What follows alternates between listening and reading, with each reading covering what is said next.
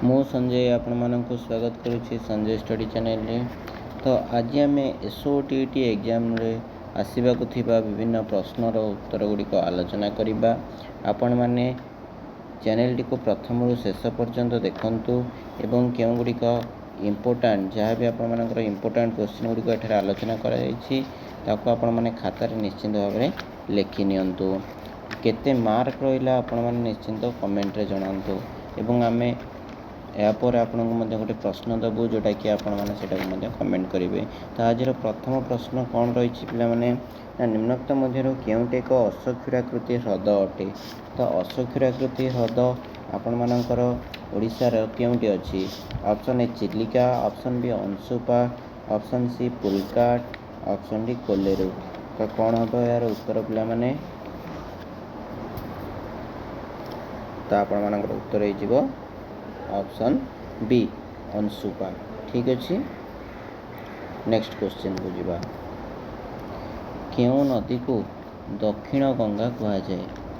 कौन आसला क्वेश्चन केउ नदी को दक्षिण गंगा कहा जाए। कौन रही ऑप्शन आपण मानकर option A Krishna, option B Kaveri, option C Godavari, option D Ganga. यार उत्तर कौन हो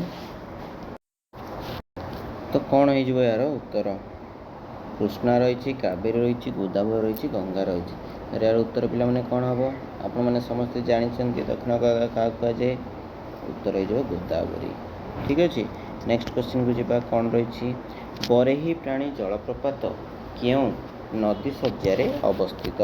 कौन रही ऑप्शन ऑप्शन ए रही Budhabalanga, option B Vamsadhara, option C Baitarani, option D Rushikulya. पिला माने आपण मैंने समस्ते जानते कि ये जो आमर रही बरेही प्राणी जलप्रपात यह क्यों जिले में अवस्थित। यह आमर बरेही प्राणी जलप्रपात मयूरभंज डिस्ट्रिक्ट रे अवस्थित। ठीक अच्छे। मयूरभंज डिस्ट्रिक्ट रे आपण मानकर ए भितर क्यों नदीटी अच्छी जहाँकि जो नदी कि आमर बरेही प्राणी जलप्रपात रही। तो उत्तर कौन हो पिला माने आमर बुढ़ा बलंग। ठीक अच्छे। नेक्स्ट क्वेश्चन को जीवा। 4 नंबर डुडुमा जलप्रपात क्यों नदी शज्यारे अवस्थित। डुडुमा आमर कौटी अच्छी पिला माने जानते डुडुमा कोरापुट डुडुमा। ठीक अच्छे। ऑप्शन ए रही Sileru, option B Machkund, option C Vamsadhara, option D Subarnarekha. तो यार सठिक उत्तर कौन हो कहतु आपण मैंने जल्दी जल्दी कमेंट करूँ। यार उत्तर होकर माछ कुंड। ठीक अच्छे। डुडुमा जलप्रपात क्यों नदी अवस्थित माचकुंड नदी अवस्थित। ये गुड़ा आप इम्पोर्टाट क्वेश्चन गुड़िक रही।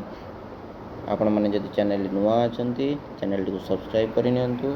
नेक्स्ट क्वेश्चन केउटी भारतर एक बृहत्तम ह्रद अटे। Option A Chilika, option B Anshupa, option C Pulicat, option D Kolleru. आम आगे पूर्वर आपण मानक कौन कही प्रश्नटी थिला आमर अश्वक्षुराकृति ह्रद केउटी।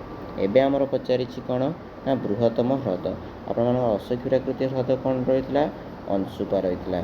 जो आमर रही बृहत्तम ह्रद तार नाम कौन हो ऑप्शन भितर आपण मानकर ना चिलिका। ठीक अच्छे। चिलिका एक जो अंशुपाटा यहाँ है आपण मानकर मधुर जलप्रपात है आउ चिलिकाटा होगला आपण मानकर कौन लुणी है।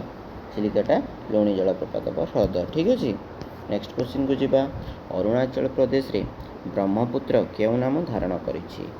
Option A Dibang, option B Lohit, option C Dihang, option D Tsangpo. तो यार उत्तर कौन हो आप कहतु अरुणाचल प्रदेश रे आमर ब्रह्मपुत्र क्यों नाम धारण करिछि। कौन हो ना कौन हो पिला माने दिहांग। ठीक अच्छे।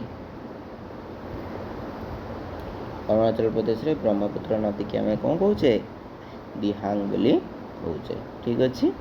दिबांग और दिहांग यहाँ आप कन्फ्यूज कर किंतु दिहांग बोली कहुए। नेक्स्ट क्वेश्चन केउ नदीटी कलाहांडी जिलार उत्पत्ति लाभ करिछि। तो प्रश्न पचार आपको कलाहांडी उत्पत्ति लाभ कर नदीर नाम कह। Option A Subarnarekha, option B Budhabalanga, option C Vamsadhara, option D Brahmani. तो यार उत्तर कौन हो आपणकर ना ऑप्शन सी कौन वंशधारा। ठीक अच्छे। एवं नेक्स्ट क्वेश्चन को जीवा। क्वेश्चन नंबर 8 चिलिकार केउं स्थानटी डॉल्फिन आश्रयस्थली अटे? Option A Nalabana, option B Balugaon, option C Satapada, option D Kalijai. तो यार सठिक उत्तर कौन हम आपण मैंने निश्चिंत भाव में कमेंट रे जनातु। जोटा कि आमर डॉल्फिन जो आश्रयस्थली आमर डॉल्फिन संरक्षण अंचल संरक्षित अंचल जोकि आम कहीपर बहुत गुड़े पर्यटक सेठाक जाती डॉल्फिन को देखिकी आसी था। ठीक अच्छे। Option A Nalabana, option B Balugaon, option C Satapada, option D Kalijai. तो यार सठिक उत्तर आपण मैंने कमेंट जनातु। नेक्स्ट क्लास आम यार उत्तर टी कहवा। ठीक अच्छे। नेक्स्ट क्वेश्चन मुख्य नदी को जल जोगा नदी को कौन कहुए? ऑप्शन ए शाखा नदी, ऑप्शन बी उपनदी, ऑप्शन सी अंतस्थलीय नदी, ऑप्शन डी वृत्ताकृति नदी। तो कौन हो यार उत्तर आपण मैंने कहतु। मुख्य नदी गोटे जाऊँगी है ताकू जोटा जल जोगाऊँ से नदी की कौन कहुए? ये गला आपण मानकर मुख्य नदी। ठीक अच्छे। ये आपण मान जल जोगाऊ ये नदी को आ गोटे गोटे कौन हो ना शाखा नदी भी बाहरी है जोगुड़िक पूरा मुख्य नदी बाहरी नदी है सेगुड़ी आम शाखा नदी बोली कहवा। किंतु जोटा जल आपण मान जोगाऊँ ताले से नदी को कौन कहुए? इटी जल जोगाऊँ एठू जल बाहर। ठीक अच्छे। हाँ ताले कौन पचार मुख्य नदी को जल जोगा नदी कौन कहुए आपण मानकर? सठिक उत्तर कौन हो उपनदी। ठीक अच्छे।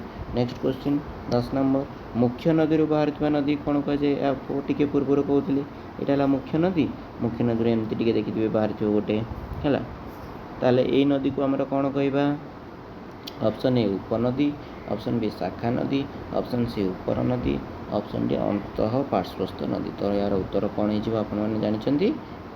ठीक अच्छे कहीदे ऑप्शन बी शाखा नदी। ठीक अच्छे।